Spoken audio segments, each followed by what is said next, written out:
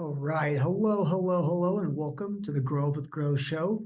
I'm Brett Sklar, managing partner here at Grow Powerful, where we're a team of fractional CMOs for B2B technology companies.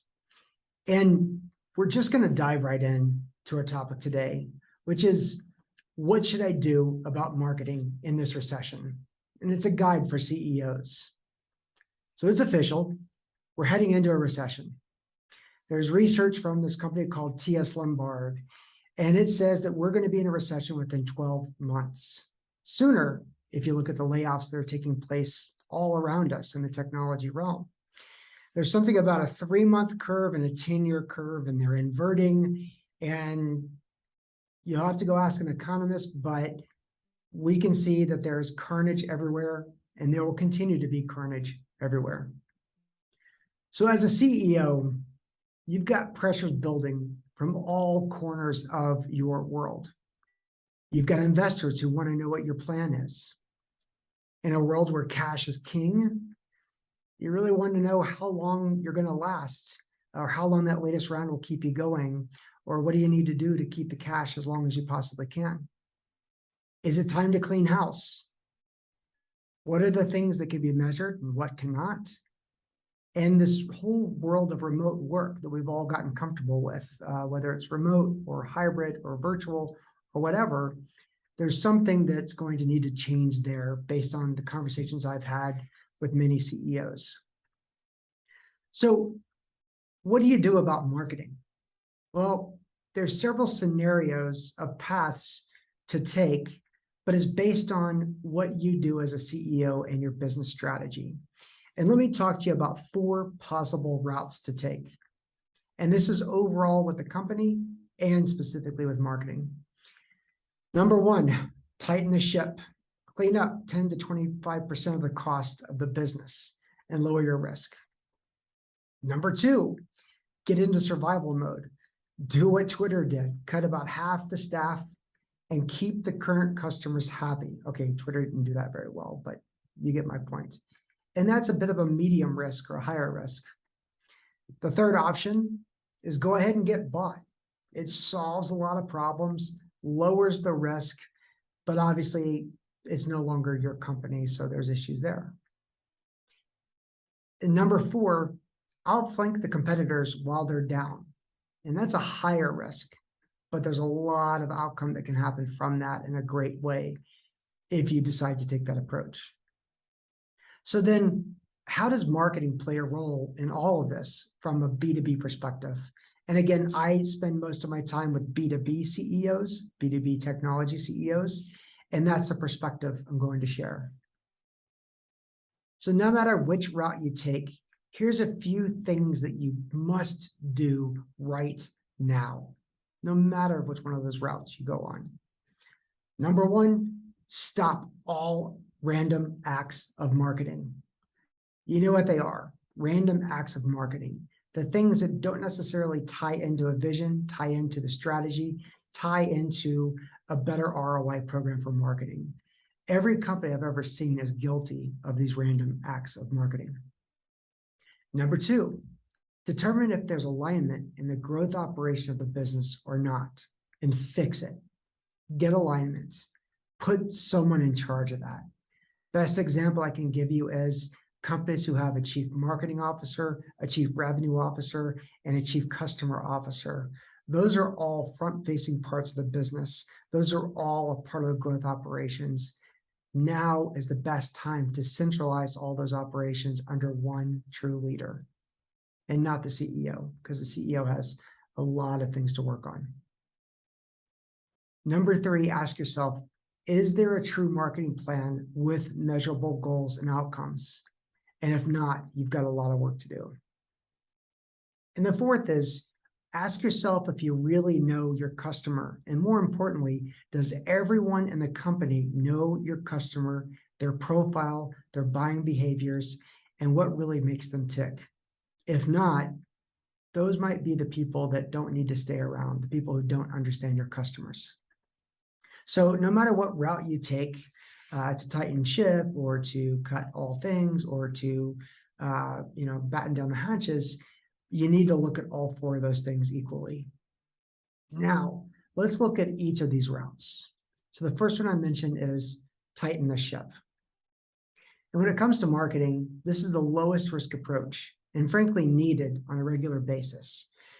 We all know Jack Welch. He had this big thing at GE where he promoted the top 10%, fired the bottom 10% every year, and then the 80% in the middle were educated and mentored to get to either the top 10% or they were left behind as the bottom 10%.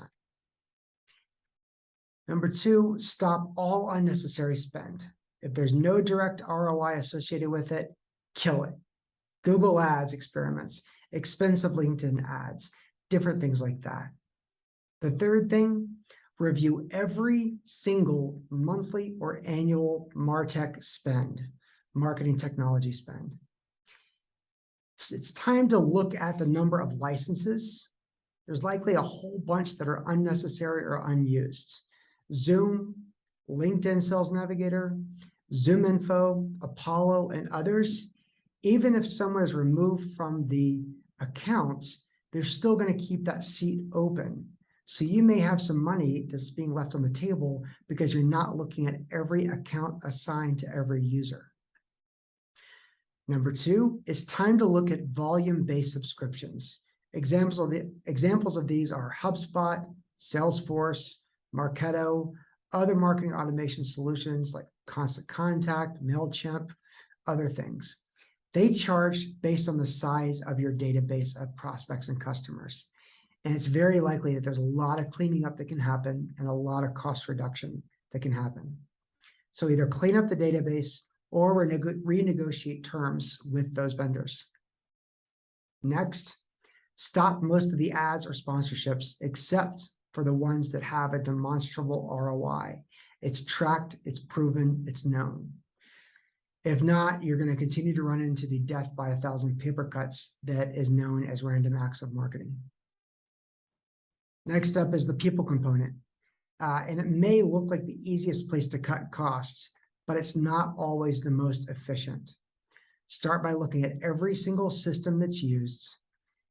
And the modern marketing team spends more on tech than most CIO departments, which means that there's a big amount of spend, maybe even 10 to 25% of your overall marketing budget that can come out of systems that are not being utilized or being overutilized or being wasted. Then put on your books every 6 months to do a complete marketing spend audit twice a year, not just during budget cuts time or budget time. We, as marketers, we need to make sure that we're not wasting any money during a recession or not. I've been guilty of this as well, where if there's not things directly knocking on my door to cut costs, I'm not going to bother with them until it's too late. So then let's go to the second route, survival. This is when you put away the scalpel and you grab a machete. You need to be prepared to put a full stop on nearly everything and get down to a skeleton crew and skeleton spend. And here's how you do it. You take a board, whether it's a dry erase board or a cardboard or anything, and you put sticky notes on it of everything that you're doing and every way that you're spending money and time on marketing activities. You create 3 columns: current, keep, kill. Current is everything that you're actively doing right now. Keep is what you want to keep, and kill is what you want to kill. So first thing is you put every spend in the current category. Second thing, you move every single sticky note to kill, everything. And then you erase the current column. Now you are forced to really fight to keep something by moving it from the kill to the keep. And you keep it if the business will suffer greatly without it. This is the only way you're going to cut things down to an absolute minimum, is if you start with killing everything and then reverse engineer it from there. Events should be gone, sponsorships gone, digital ads, unless it's proving a direct ROI, are gone. If they're proving a direct ROI and it's a buy now sales cycle, or something that's online purchases, then stick to just the digital ads that are the highest ROIs and cut out the other half.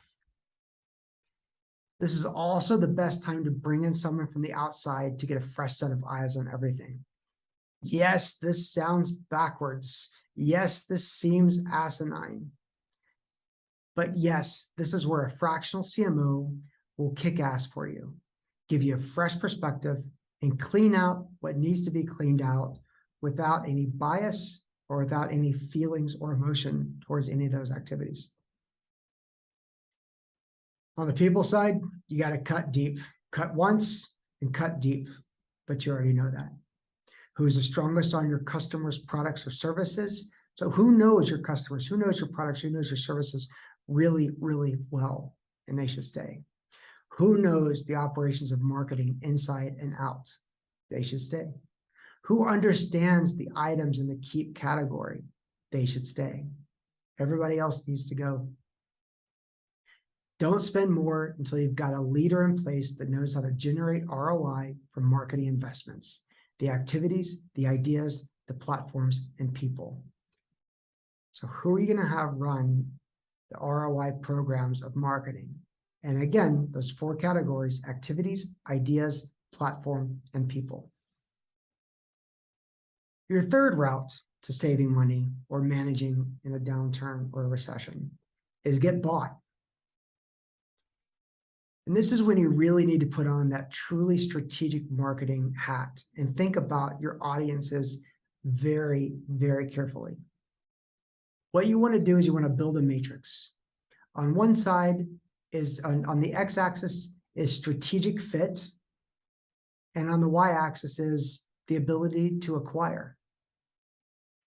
And the people that make it, or the companies that make it into the top right of that chart, are the ones to market to, with an aligned message or a complementary message.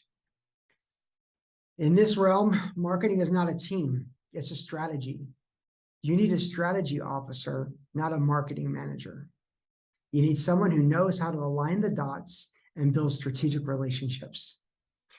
They need to be able to manage the contract resources to accomplish the PR, the campaigns, the emails, the content, and so on and so forth, but keep them off of payroll.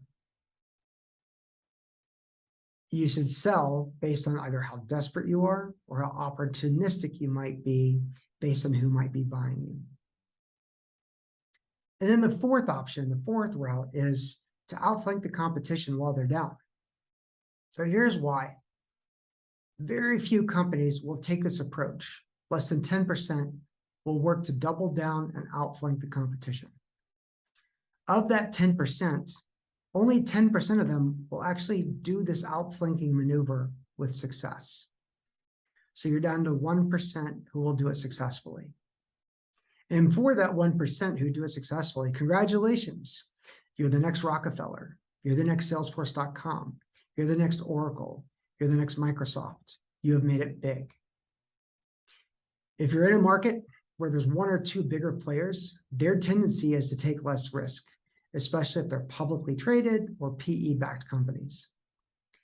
If you've got a good amount of cash, great deal flow coming in, and have a company culture of doubling down when the opportunity is hot, then I have one question for you. If not now, when? And I have a second question for you. If not you, who? Who's going to do it if you don't do it? Somebody is. Is it going to be you? This is where I get to brag about my team of fractional CMOs. My team of fractional CMOs and I have worked with companies in good times, bad times, rough times, easy times. We've actually leveraged this double down approach to gain market share when others were scared to. We've helped companies outflank competition. It's not fun. Honestly, it's not fun. It's awesome, but it's not fun. It's not easy. It's one of the hardest things to do. It's not always popular, but when it's done right, it is incredibly effective. If you do it on your own, then it's time to invest in the marketing team and execute with the expansion mindset. So that's it. There's a couple of basic tips across the board, as well as 4 different routes to take of what to do with marketing in a recession. tighten the ship, survival mode, get bought, or outflank the competition, outflank the competitors while they're down. That's it. That's the show. Hope you've enjoyed it. If you've enjoyed it, like us, share us, subscribe to us, catch one of our carrier pigeons. Visit us at growpowerful.io. Subscribe to Grow Up with Grow on your favorite podcast. We're on YouTube. We also have an awesome newsletter on LinkedIn. And we can't wait for you to hear some of our awesome things we've got coming up next. Thanks and have a great day.